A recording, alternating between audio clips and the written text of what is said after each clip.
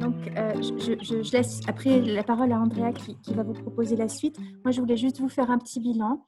Donc, on a eu en fait beaucoup de communications. Il y avait 43 communications en tout qui ont été proposées pendant ce colloque. On a fait de nombreuses tables rondes et on remercie en fait tous les professionnels qui ont accepté. Ils étaient très enthousiastes. Vous avez vu, ils ont passé du temps avec nous. Ils sont restés pendant le colloque. Je ne sais pas si vous avez suivi également en parallèle. Ils ont annoncé des choses, ils ont fait des communiqués de presse où ils ont eu la gentillesse en fait de mentionner le colloque et le groupe, et j'espère que ça aura permis de se connaître entre nous et puis que ça créera des opportunités ensuite de travail ensemble. De même que j'espère que dans le colloque, vous avez pris vos adresses, vous avez pu prendre contact avec toutes les personnes qui vous ont interpellé, enfin qui vous ont intéressé. C'est fait pour ça un colloque, c'est fait effectivement pour bien écouter tout ce qui se dit et la pointe de ce qui se fait actuellement, mais également pour prendre connaissance, contact et puis nouer des liens. Ce qu'après, nous proposons, nous, de faire aussi dans le GER. Donc, l'idée après ce colloque, alors j'en termine peut-être pour un petit bilan. Donc, il y a eu beaucoup de pays qui ont été représentés. On a eu je vais en oublier forcément. Il y a eu le Brésil, il y a eu l'Espagne, il y a eu la Norvège, la Suède, les États-Unis, le Canada, la Belgique. On a eu des gens qui nous sont venus également du Cameroun. Enfin, on a vraiment quelque chose qui est international, qui s'est manifesté, qui s'est mobilisé, alors qu'on craignait avec l'équipe d'organisation et Andrea et Anne gagne bien que maintenir comme ça un colloque, malgré tout, ça soit compliqué. En fait, ça a été le contraire, donc on est vraiment ravis. Comme vous le savez, on était aussi un peu frustrés de ne pas pouvoir suivre toutes les communications vu qu'on a dû avoir des ateliers en parallèle. Donc, le travail qui nous reste à faire maintenant, c'est de mettre tout ça en ligne. On va essayer de le faire. Ça va nous demander un petit peu de temps parce qu'il y a du temps de montage derrière. Et on pensait le mettre sur Canal U et sur Amupod. Donc, vous pourrez, de toutes les manières, on avait demandé à tous ceux qui ont présenté de nous envoyer leur diaporama. On a des accords, on leur avait demandé des accords de droit d'image, etc. Donc, vous pourrez consulter. Dès qu'on aura mis en ligne, on va essayer de le faire vite, mais bon, voilà, on a plusieurs têtes, plusieurs casquettes et plusieurs métiers. Et je voulais juste terminer en remerciant le comité d'organisation et puis tous les interlocuteurs qui ont bien voulu jouer le jeu. Donc, sachez qu'on est là autour de moi, donc Frédéric Sussfeld, Anne Gambien, Thibault Albertini, David Francfort, Grégory Gustemable. Puis il y a Dominique Francon aussi qui nous ont aidés, Andrea et moi, à préparer ce colloque. Et on a pu compter sur une équipe exceptionnelle. On a également compté beaucoup sur Solange pour les tables rondes, Anna Carolina qui a accepté d'animer les autres tables rondes, les intervenants qui ont accepté de les préparer avec nous avant. Et puis un grand merci à la conclusion de ce colloque. Alors j'oublie Kerstin Floctum qui est dû partir, mais qui a eu l'amabilité d'être exactement, mais pile, dans ce qu'on souhaitait et qui nous a fait une introduction vraiment très très claire. Thierry qui a accepté également l'introduction du colloque et qui nous a montré un petit peu tout ce qui se passe actuellement dans le monde effervescent de la communication dans lequel il est. Et un grand merci pour terminer à Françoise et à Nicole qui ont fait un travail qui est vraiment dur, c'est-à-dire qu'on leur avait demandé, sur le coup, elles nous ont dit, je prépare quelque chose, on leur a dit, en fait, on aimerait que vous nous écoutiez, que vous nous disiez ensuite, que vous nous permettiez de nous élever. Et elles ont fait ça avec énormément de sérieux, d'attention. Je les voyais noter de partout, tout le temps, très, très sérieuses pendant pratiquement 2 jours. Donc voilà, un grand merci à elles parce que ça nous permet vraiment de conclure en beauté ce colloque. Je laisse la parole maintenant à Andrea.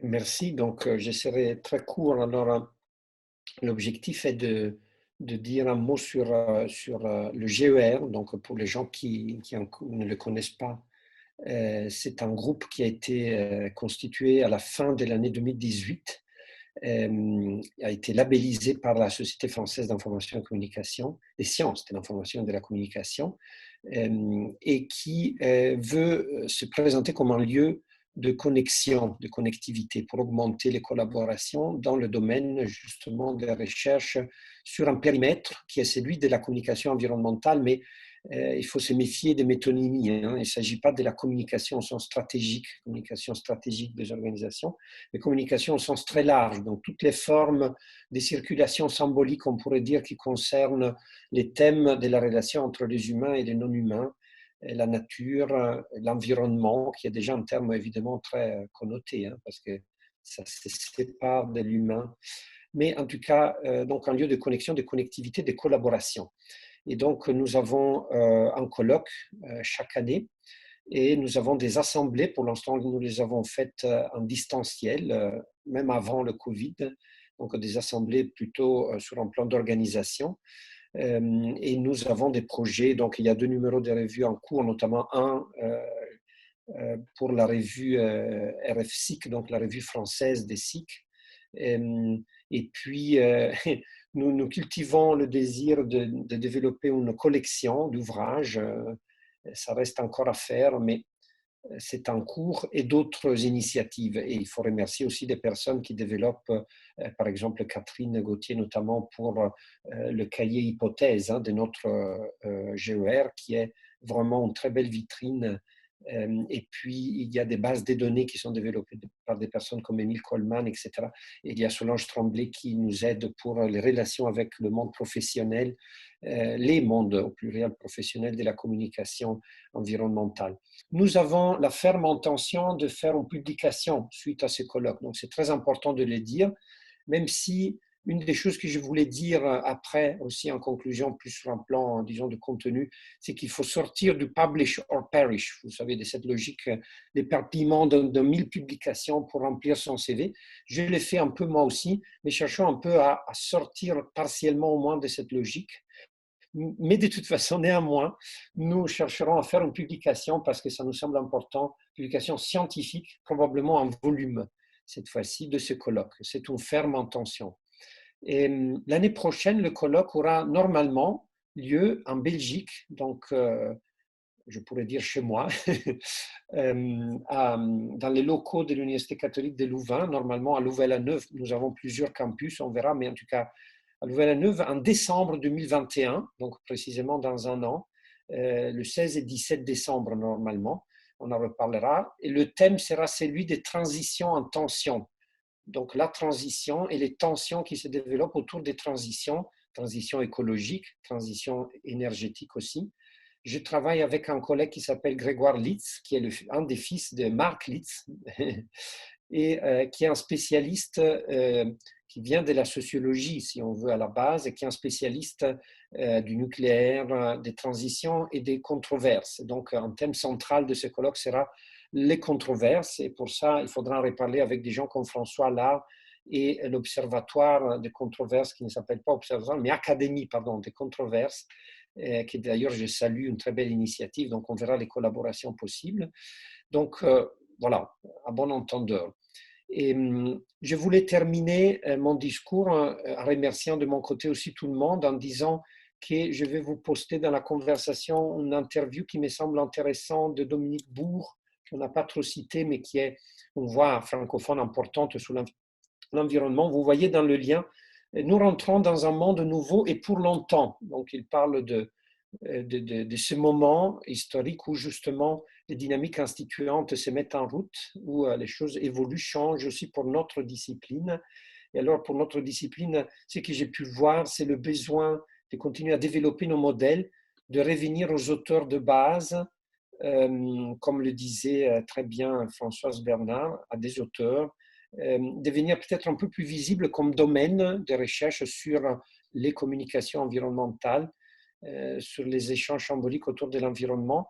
Je dirais aussi devenir responsable dans nos pratiques. Donc, on a beaucoup parlé des communications responsables, il faudrait parler aussi des recherches responsables. Donc, il y a des aspects comme l'avion, les déplacements, les colloques, la recherche des terrains parfois très lointains. Donc, il y a aussi cette dimension-là qui peut sembler anecdotique, mais qui ne l'est pas, qui fait partie d'une cohérence. Donc, développer nos modèles, continuer à nous évaluer réciproquement, mais sortir un peu peut-être de cette logique de publish or perish, de l'éparpillement, de la superficialité des petites publications, si possible et quand c'est possible, évidemment, en sachant qu'il faut quand même développer son travail et sa carrière, avoir une parole utile parce que libre, scientifique et critique, mais pas trop vite. Critique pas trop vite, donc avoir des fondations importantes.